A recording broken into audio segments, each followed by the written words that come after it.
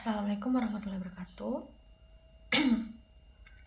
Saya Dirma Sari dengan NPM 2478267. Saya dari kelas TRI 3C. Jadi saya di sini akan melakukan hands-on analisis data. Sebelum saya melakukan hands-on ini pada tanggal 19 Oktober, saya sudah melakukan latihan pada tanggal 18 Oktober kemarin di hari Sabtu.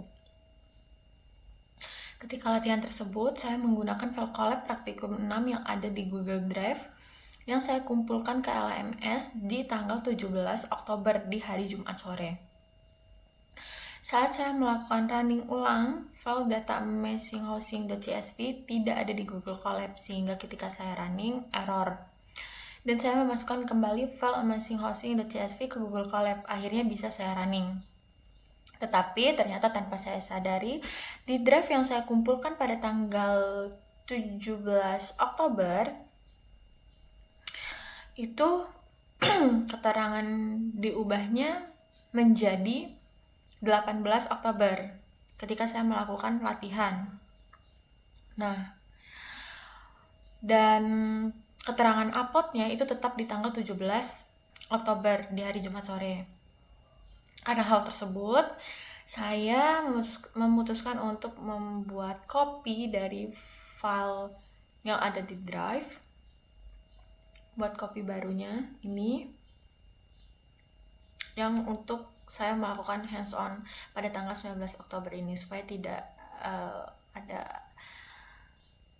kesalahan lagi di file sebelumnya. Oke, langsung saja. Yang pertama di sini membuat video hands-on, merekam dan menjelaskan langkah demi langkah dalam data cleaning, statistik deskriptif, menjalankan tiap tahap serta menunjukkan hasil. Terdapat tampilan diri, suara jelas, dan memastikan Google Colab terlihat jelas. Lalu ketidaksesuaian pada hal di atas akan mengakibatkan pada ditolaknya hasil penugasan. Link YouTube dikumpulkan lewat submission LMS. Tugasnya melakukan tahap data cleaning dan statistik deskriptif. Yang pertama, menyiapkan dataset hingga siap analisis, mengidentifikasi dan menangani missing value, dan menyajikan statistik deskriptif, yakni kuantitatif dan kualitatif serta visualisasi singkat. Lalu ada datasetnya Amazing Housing yang di sini sudah disediakan. Di sini saya sudah buka. Lalu saat praktik langsung pastikan untuk menjelaskan yang pertama, pembukaan. Jadi tujuan memperkenalkan konteks dan tujuan kegiatan yang dijelaskan di sini, nama dataset yang digunakan. Nama dataset yang saya gunakan di sini amazinghousing.csv. Ini datasetnya, ini sudah disiapkan di LMS. Lalu tujuan analisis, yakni menjelaskan video akan menunjukkan proses pembersihan data dan analisis statistik deskriptif. Ini yang akan saya lakukan. Lalu praktikum ini bertujuan untuk menyiapkan dataset Amazing Housing agar siap digunakan untuk analisis dan pemodelan data. Lalu mengidentifikasi serta menangani data yang hilang, yakni missing value, duplikasi, dan inkonsistensi. Lalu mendeteksi serta menganalisis outlier pada variabel numerik yang dapat mempengaruhi hasil analisis. Dan menyajikan hasil analisis statistik deskriptif baik secara kuantitatif maupun kualitatif, serta menampilkan dalam bentuk visualisasi data. Lalu yang kedua di sini ada tahap persiapan data. Tujuannya menyiapkan lingkungan kerja dan membuat dataset. Dan yang dijelaskan di sini software yang digunakan. Software yang saya gunakan di sini yang pertama ada Google Colab. Google Colab di sini sebagai lingkungan interaktif untuk menjalankan kode Python, melakukan eksplorasi data, visualisasi, dan analisis statistik. Lalu yang kedua ada Python. Python di sini gunanya sebagai bahasa pemrograman utama untuk analisis. Lalu ada library yang digunakan. Ini library yang digunakan. Library yang digunakan yang pertama di sini ada Pandas. Pandas di sini gunanya untuk membaca dataset, yakni read_csv. untuk membersihkan data, menangani missing value, dan menghitung statistik deskriptif. Lalu ada NumPy. NumPy di sini untuk operasi numerik seperti median, mean, EQR, dan perhitungan matematis lainnya. Lalu ada matplotlib.pyplot. Di sini dia gunanya untuk membuat visualisasi dasar seperti histogram dan boxplot. Lalu ada Seaborn. Di sini gunanya dia untuk membuat visualisasi yang lebih menarik, dan saya menggunakan boxplot.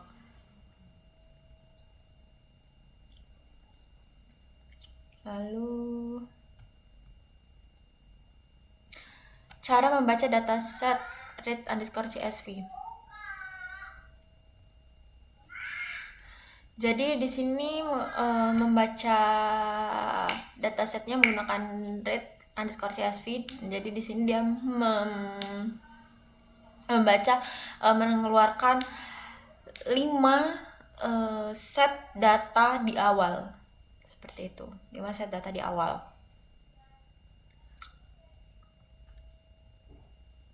Lalu menyebutkan ukuran data dan isi kolom. Jadi di sini ukuran datanya, hasilnya menunjukkan data memiliki 2930 baris dan 82 kolom yang berisi informasi properti rumah di MES.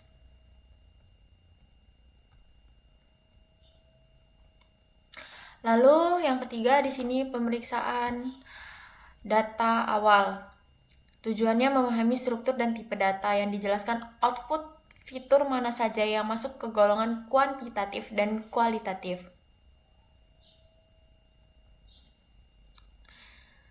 Jadi di sini devinfo menunjukkan tipe data setiap kolom.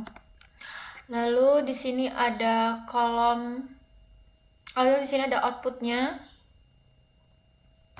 Di sini integer 64 dan float 64 sebagai kuantitatif atau numerik. Ya, sebagai kuantitatif atau numerik.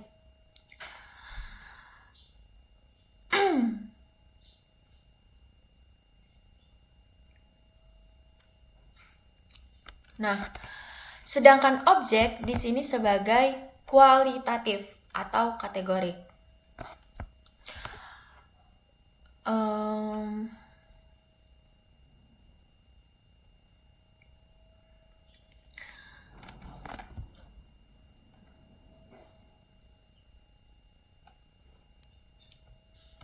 Lalu di sini jumlah kolom numerik atau kuantitatif ada 39 dan kategorik atau kualitatif ada 43. Kolom seperti cell price, lot area, gulf area ini sebagai kuantitatif, yakni integer 64 dan float 64, sedangkan kolom seperti net brown, hostile itu kualitatif atau di sini dia objek ya gitu.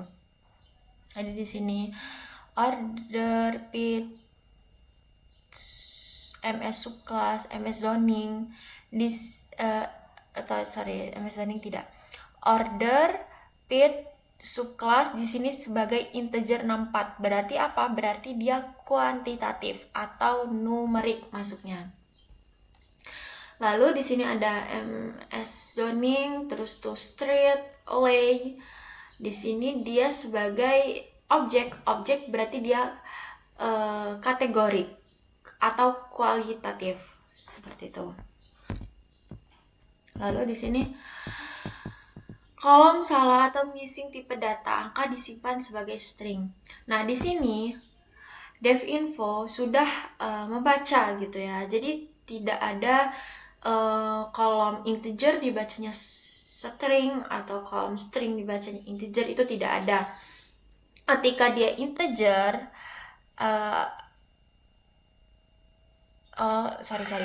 jadi ketika dia integer tidak ada yang dibaca sebagai itu kualitatif atau kategorik, tidak ada, ataupun objek objek dibaca sebagai kuantitatif atau numerik, itu tidak ada.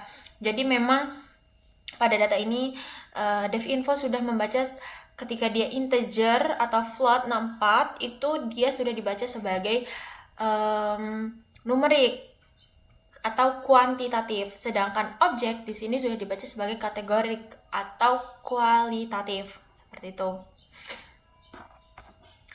Selanjutnya, jelaskan pentingnya memastikan tipe data sebelum analisis.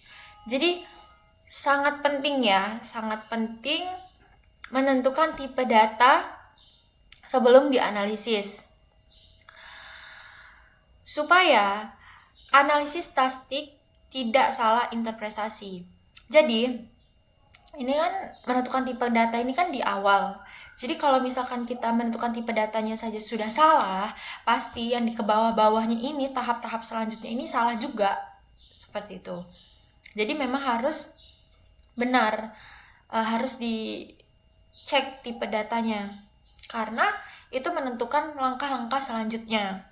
Seperti itu.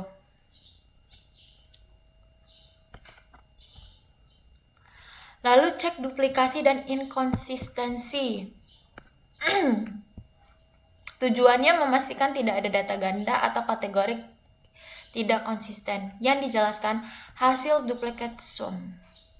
Oke, kita lanjut. Nih.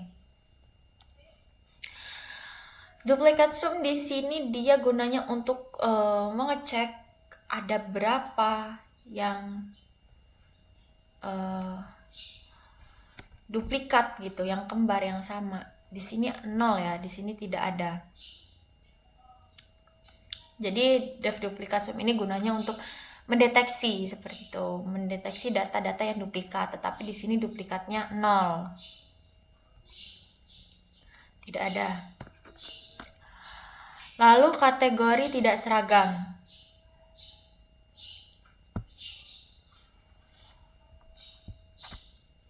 Nah, beberapa baris itu ditemukan dia tidak seragam ya, tidak seragam. Lalu dihapus. Lalu yang selanjutnya, jelaskan apakah data mengandung duplikasi dan inkonsistensi. Jadi terdapat, kalau duplikasi tadi kan sudah dikatakan di awal tidak ada ya, tetapi kalau inkonsistensi itu terdapat penulisan seperti C di sini dia ada tambahan AU, terus tuh I di sini ada tambahan AU. Nah, ini yang diseragamkan gitu, ini yang disamakan oleh yang lainnya supaya hasil analisisnya tidak bias seperti itu, supaya hasil analisisnya tidak rancu gitu, tidak bias. Lalu selanjutnya cek missing value. Tujuannya mengidentifikasi data kosong dan menjelaskan strategi penanganan. Yang dijelaskan hasil dev ISNA sum atau visualisasi.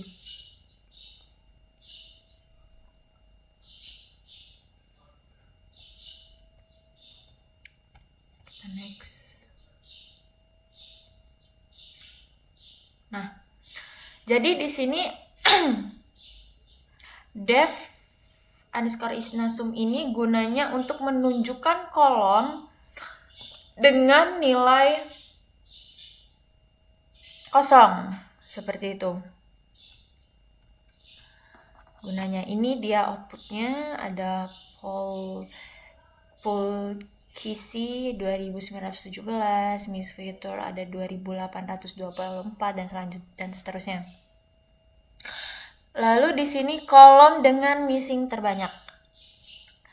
Jadi di sini kolom seperti array, lalu pool, Kisi, terus Miss Future, terus tuh Fence di sini memiliki missing value yang tinggi ya. Kalau yang paling tinggi sebenarnya pool Kisi ini, tapi yang termasuk kategori tinggi itu ada pool Kisi, ada yang Miss Future, array, Fence. Di sini 2000-an ini sudah masuk kategori tinggi. Tetapi kalau yang paling tinggi pool Polkis ini ya. Ini dia memiliki banyak missing value itu karena tidak semua rumah memiliki fitur ini gitu ya, tidak memiliki, karena nggak semua rumah itu punya fitur full kisi, missing feature, away fence seperti itu. Jadi kan yang paling tinggi kan tadi dimintanya kolom dengan missing terbanyak ya, ini ada full kisi, oke. Alasan memilih median untuk numerik, modus untuk kategorik. Jadi di sini alasannya numerik ini kan isi dengan median agar tidak dipengaruhi oleh outlier. Lalu kalau kategorik diisi dengan modus atau label known. Seperti itu.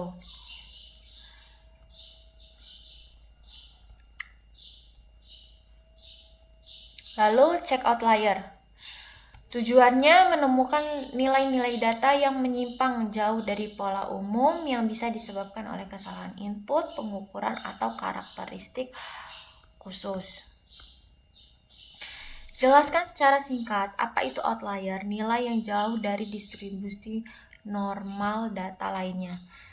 Ya, outlier.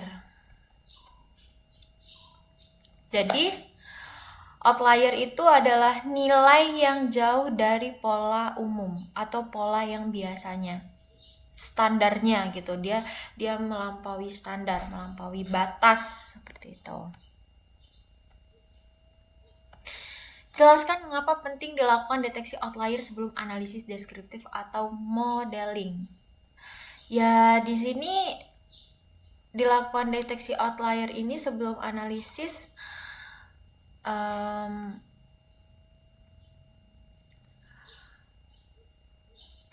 sangat penting ya.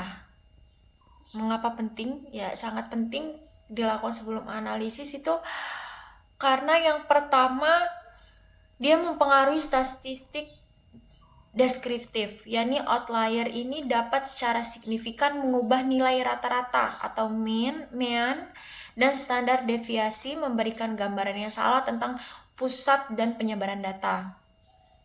Lalu yang kedua, dia merusak kinerja model. Dalam pemodelan statistik atau machine learning, outlier dapat mempengaruhi akurasi dan meningkatkan bias model, terutama pada model yang sensitif seperti sensitif terhadap nilai-nilai ekstrim gitu ya, seperti regresi linier seperti itu. Lalu indikasi kesalahan data. Jadi adanya outlier dapat mengidentifikasikan kesalahan dalam pengumpulan data, misalnya kesalahan input ataupun kesalahan input itu harus dikoreksi seperti itu. Jadi kenapa penting ya, sangat penting gitu. Untuk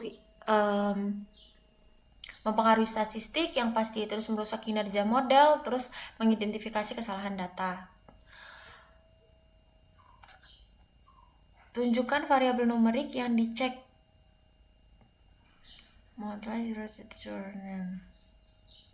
Nah, jadi di sini saya tabel variabel numerik yang dicek di sini saya menggunakan lot area atau luas lahan, lalu gear lift area, luas bangunan di atas tanah, dan sale price. Jadi di sini harga jual. Alasan pemilihan variabel ini karena merupakan variabel numerik ya yang kunci dalam data realnya cenderung memiliki distribusi yang miring, di mana beberapa properti dapat memiliki luas lahan atau bangunan yang sangat besar atau harga jual yang jauh lebih tinggi. Nah, dibanding mayoritas properti lainnya. Nah, nilai-nilai ekstrim ini dari harga jual yang jauh lebih tinggi itu berpotensi menjadi outlier, seperti itu.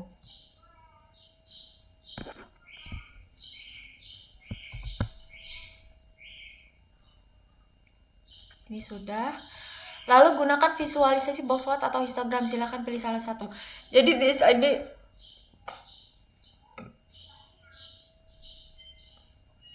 di sini saya menggunakan box plot, gunakan visualisasi, saya menggunakan box plot. Lalu tampilkan hasil visualisasi box plot atau histogram sebutkan berapa banyak data yang tergolong outlier. Nih. Jadi di sini sudah ada box plot sebelum pembersihan outlier.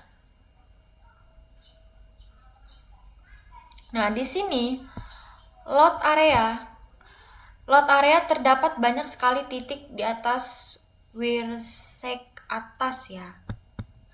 Menunjukkan keberadaan beberapa outlier positif pada luar bangunan. Lalu di sini sell price, di sini terdapat banyak titik-titik di atas Whiskers atas, menunjukkan ya keberadaan banyaknya outlier positif pada harga jual. Lalu kalau di girl live area ya di sini ya dia tetapan.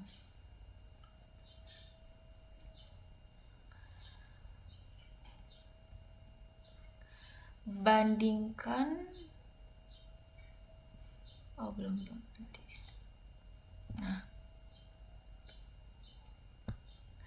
di sini juga ada deteksi hilangkan outlier menggunakan IQR ya saya. Jadi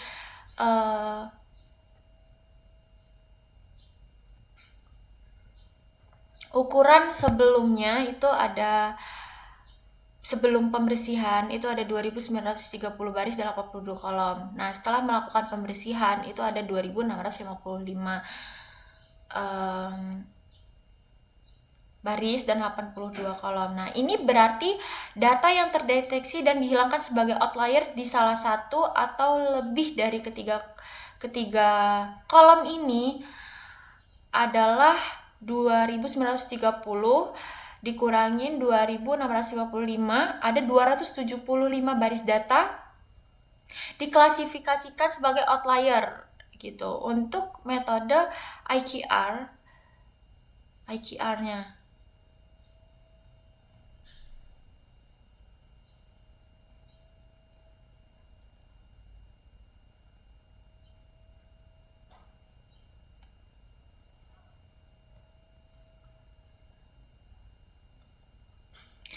diklasifikasikan sebagai outlier oleh metode IQR dikalikan 1,5 gitu.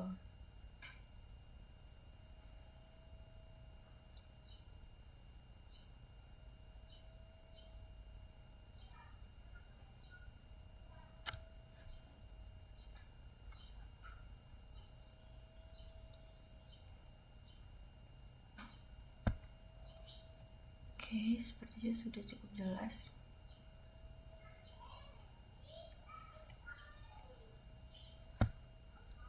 Nih. Jadi banyak ya di lot area ini di sell price yang outlier.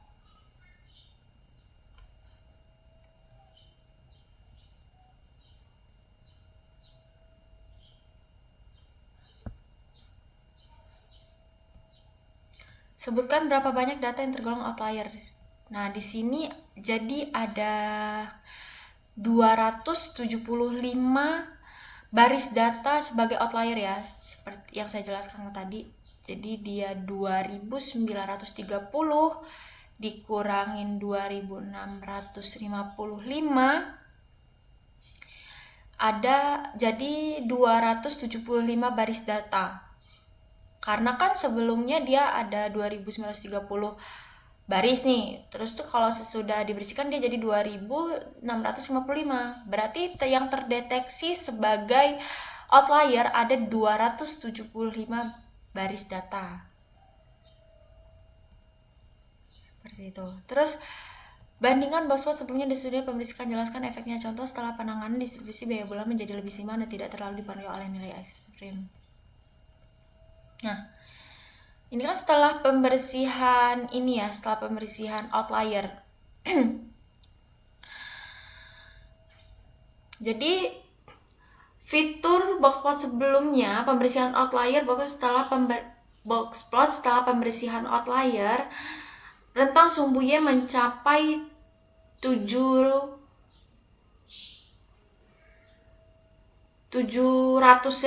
ya, sampai 700.000. Nah, ini dipengaruhi oleh sell price. Nih, sell price maksimumnya hanya 3 sekitar 350.000 ya. Nah, lot area memiliki rentang nilai yang sangat lebar dengan banyak outlier yang tersebar. Skala menjadi lebih kecil dan lebih fokus pada nilai tengah. Outlier yang tersisa berada dalam skala yang lebih kecil. Nih, lot area.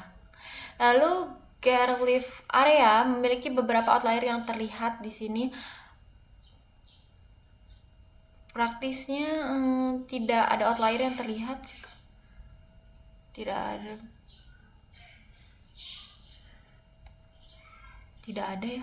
Kalau di sini pas semua. Tapi kalau sell price memiliki banyak sekali outlier positif, mendorong whiskersnya bawah ke nilai yang lebih rendah. Jadi distribusi kotak IQR-nya menjadi lebih besar dan jelas. Rentang sell price menjadi terkompensasi dan tidak didominasi nilai ekstrim, meskipun masih ada beberapa outlier yang tersisa pada skala yang baru di atas 300.000. Lalu setelah penanganan outlier, yakni menggunakan metode IQR, menghapus 275 baris data yang dianggap outlier. Jadi di sini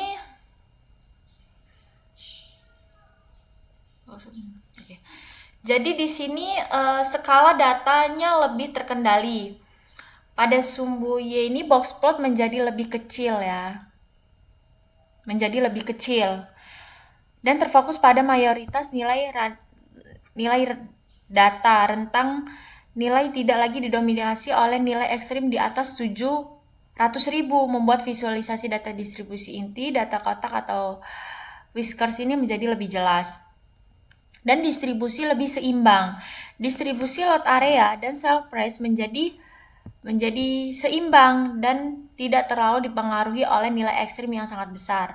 Nah, hal ini meningkatkan validitas analisis deskriptif selanjutnya, seperti rata-rata dan median. Lalu di sini kesiapan modeling.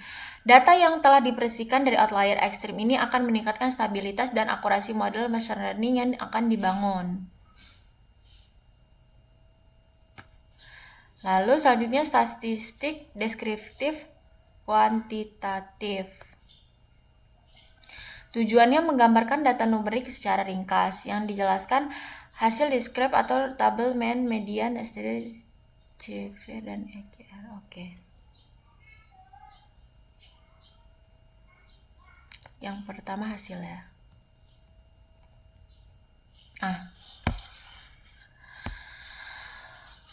Di sini hasil deskrip atau tabel statistik ini mean berarti di sini nilai rata-rata tiap kolom.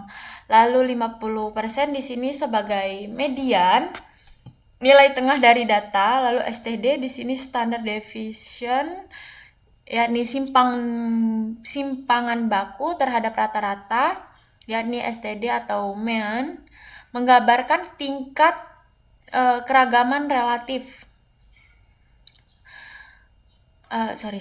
Jadi di sini STD di sini standard deviation di sini sebagai simpang baku, menunjukkan seberapa besar variasi data terhadap rata-rata. Lalu CV di sini coefficient of variation di sini sebagai rasio simpang baku terhadap rata-rata STD, dan Mean menggambarkan tingkat keragaman relatif. Lalu ada IQR. IQR di sini interquartile rank. Jadi selisih antara kuartil ketiga dan kuartil ke-1 menunjukkan rentang tersebar data tengah yakni 50%. Nah, contohnya di sini ada variabel lot area. Lot area di sini mainnya ada 9, kalau dibulatkan menjadi 9099 ya. STD-nya di sini kalau dibulatkan menjadi 3174. Lalu CV-nya kalau dibulatkan menjadi 0,35, lalu IQR-nya kalau dibulatkan menjadi 3697. Sini ada overall qual, jadi kalau dibulatkan di sini sekitar 5,96 meannya, lalu mediannya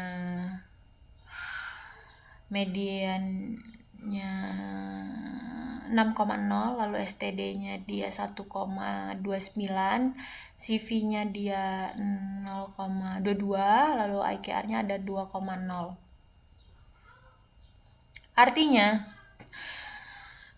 rata-rata mean menunjukkan nilai umum atau pusat datanya ya. Contohnya lot area ini tadi, ini pusat datanya. Lalu simpan baku STD di sini dia menunjukkan seberapa jauh data menyebar dari rata-rata. Jadi kalau dia di sininya nilainya besar, itu data bervariasi tinggi. Kalau nilainya kecil, datanya cenderung seragam. Lalu kalau CV-nya di sini mengukur variasi relatif terhadap rata-rata. Kalau CV-nya di bawah 0 atau kurang dari 0,25 berarti variasi rendah. Kalau CV-nya dari 0,25 sampai 0,5 berarti dia sedang. Kalau CV-nya 0,5 berarti variasi tinggi. Terus IQR-nya di sini interquartile rank-nya menggambarkan rentang 50% data tengah. Semakin besar IQR, semakin besar penyebaran datanya. Contoh lot area. Lot area di sini mainnya ada 9.000,99 ya dia kalau dibulatkan. Nah, jadi main ini menunjukkan nilai umum atau nilai pusat data. Jadi nilai pusat datanya ini mainnya 9.000,99 jika dibulatkan. Lalu di sini STD-nya, simpang bakunya di sini menunjukkan seberapa jauh data tersebar dari data. Jadi di sini nilainya termasuk besar ya, termasuk besar. Jadi kalau nilainya besar di sini kan dia 3174. Jadi kalau nilainya besar gini dia datanya bervariasi tinggi. Lalu CV-nya di sini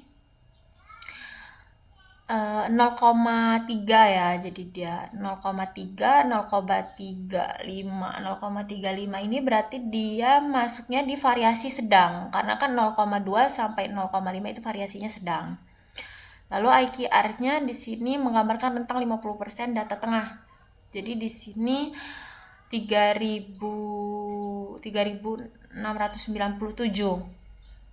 Jadi semakin besar IQR ini semakin lebar penyebaran datanya. Dan ini termasuk lebar ya penyebaran datanya. Nah,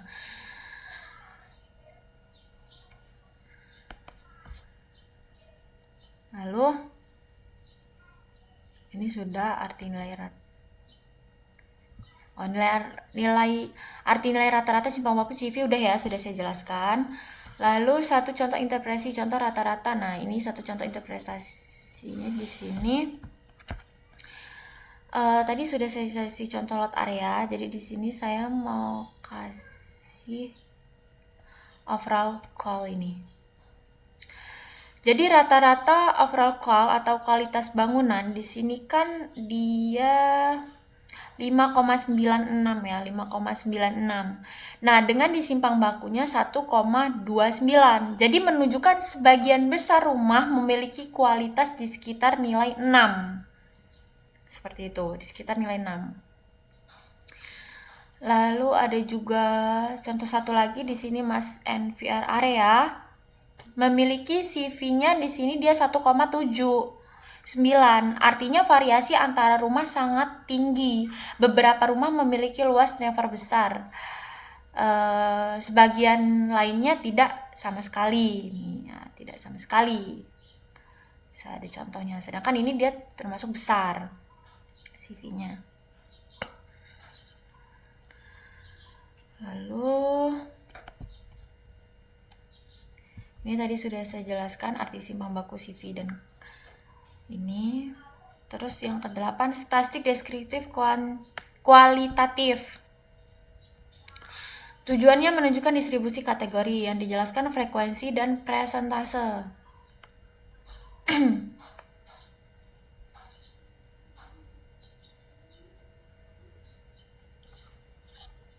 Nih.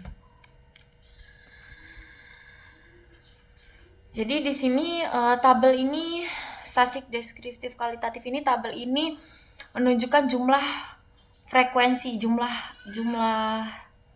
termasuk frekuensi ya, frekuensi, jumlah itu frekuensi, dan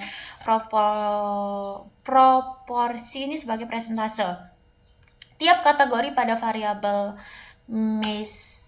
zoning, yaitu zona penggunaan lahan perumahan. Frekuensi ini menunjukkan frekuensi ini menunjukkan jumlah rumah yang termasuk dalam setiap kategori zona. Lalu presentasi di sini menggambarkan proporsi relatif kategori tersebut terhadap total rumah dalam dataset. Lalu ada variabel domainnya di sini, kategori RL di sini residential low density adalah zona paling dominan, mencakup sekitar 76% dari total data. Sudah. Variabel dominan. Oke, variabel dominan kan yang pertama tadi saya menjelaskan frekuensi dan presentase. Terus tuh variabel dominan juga sebenarnya sudah, cuman ini saya ulang. Jadi variabel dominan di sini ada kategorinya RL ya, residential low density adalah zona paling dominan. Kenapa? Karena mencakup sekitar 76% dari total data. Seperti itu.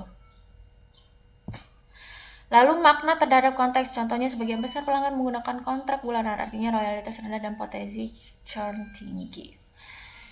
Jadi makna terhadap konteksnya di sini, sebagian besar rumah berada di RL atau perumahan kepadatan rendah.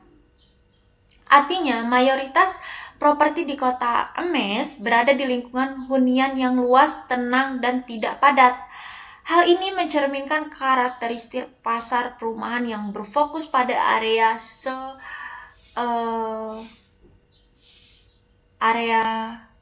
dengan lahan yang besar, seperti itu.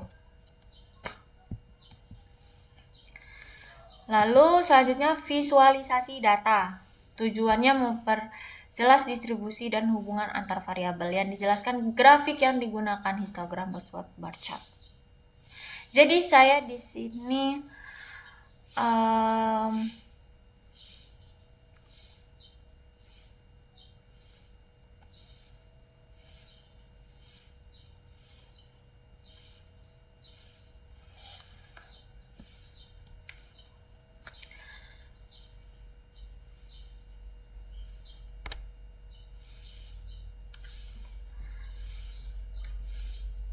histogram.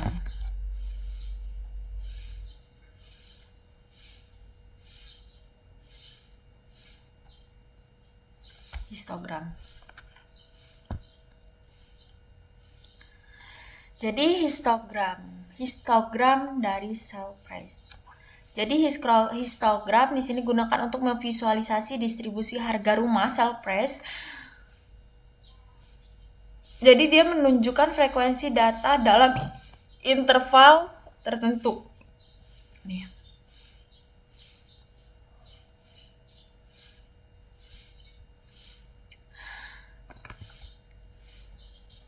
Lalu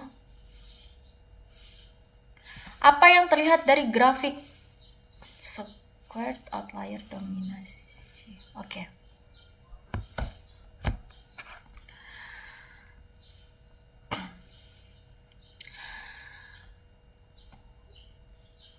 Sebentar. Yang terlihat dari grafik di sini distribusi harga rumah sale price, yakni histogram. Pertama,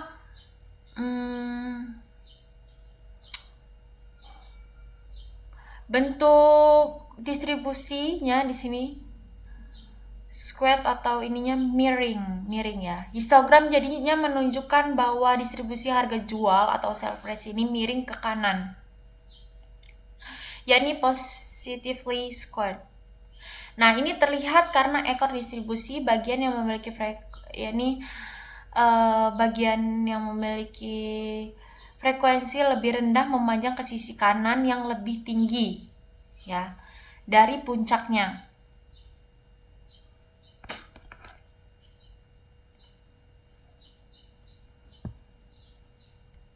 Seperti itu. Jadi, dominasi atau pemusatan mayoritas rumah memiliki harga jual yang terpusat di sekitar 100 ya, sekitar 100 hingga 200. 100 hingga 200. Dengan puncak distribusi sekitar 150. Nah, di sini juga ada outlier outliernya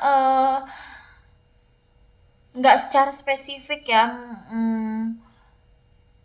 mengidentifikasi outlier seperti box plot, tapi ada ekor yang panjang gitu, ada yang panjang ke ya. Ada ekor yang panjang gitu ke kanan.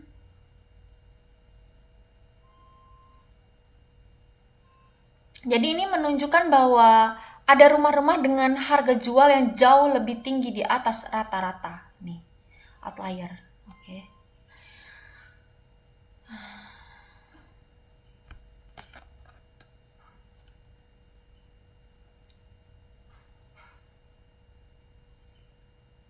Oke. Lalu kita hubungkan kualitas rumah dengan harga jual ya, box plot di sini. Jadi hubungannya terdapat hubungan positif dan kuat antara kualitas rumah dengan harga jual.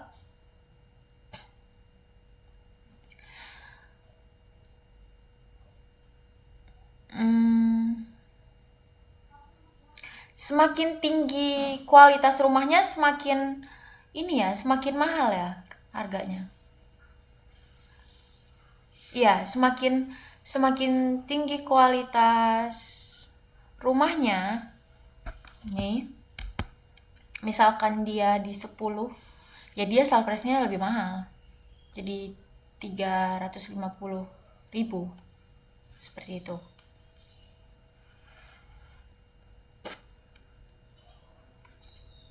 Nah, lalu penyebarannya rentang harga jual ini cenderung meningkat ya seiring peningkatan kualitas rumahnya. Lalu ada outliernya juga, box plot ini dengan jelas menunjukkan outliernya nilai ekstrim. Nih, ini ya, ini outliernya. Gitu.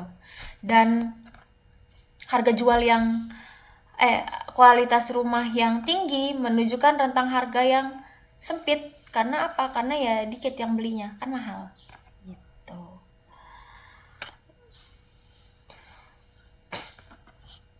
Lalu kaitkan dengan hasil statistik deskriptif. Contohnya seragam menunjukkan distribusi monster.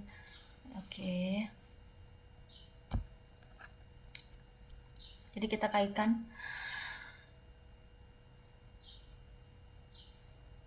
Nah, karena histogram menunjukkan distribusi sale price-nya miring ke kanan. Nah, hal ini sesuai dengan hasil statistik deskriptif bahwa nilai median akan lebih kecil dari nilai mean. Lalu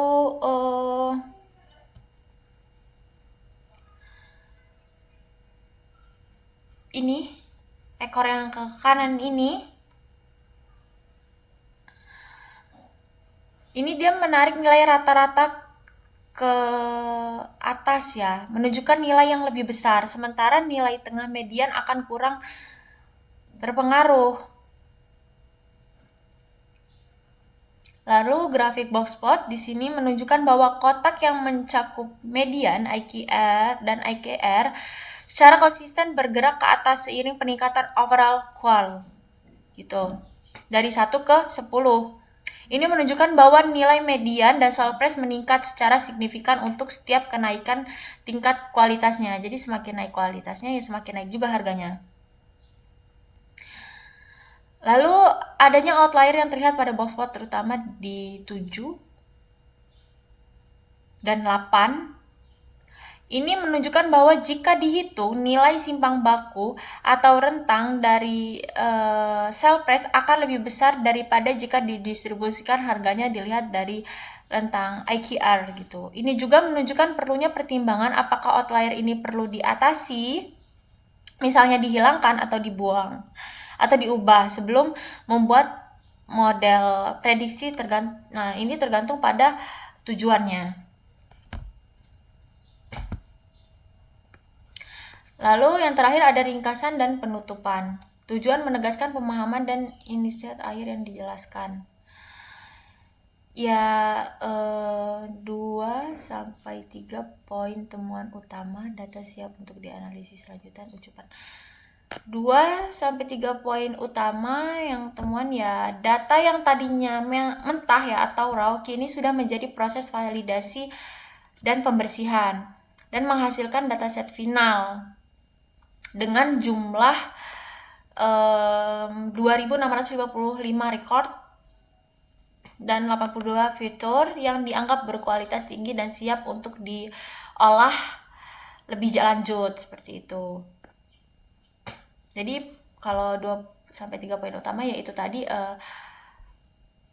kalau misalkan dia harganya lebih tinggi, kalau kualitas rumahnya tinggi ya dia harganya lebih tinggi seperti itu. Terus tuh kalau ada juga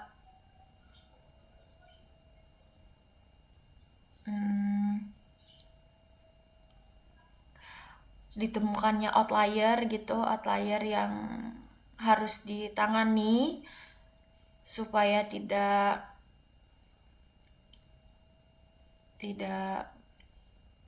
apa namanya, tidak mengganggu, tidak mengganggu analisisnya seperti itu. Terus ada juga yang kita temukan tadi di sini,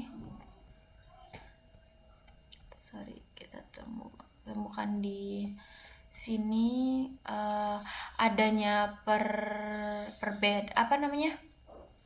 adanya tidak seragam gitu, tidak seragam, jadi harus kita samakan supaya tidak bias seperti itu.